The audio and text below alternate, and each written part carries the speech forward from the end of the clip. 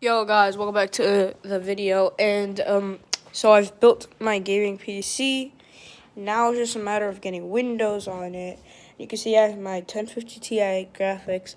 I have my AMD Ryzen 5 processor and the CPU fan, the chassis fan, and my you won't be able to see right now, but I have a Samsung SSD and my power supply, and it's all working. It's just I got to the UEFI BIOS settings. I'm just working on getting Windows, which is in.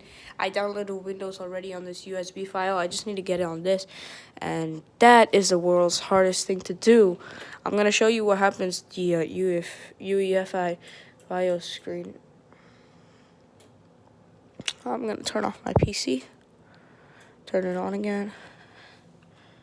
Press F2 when it's loading in. I'm gonna keep pressing F2. You see, because it says that. And this is what my this is what it's displaying.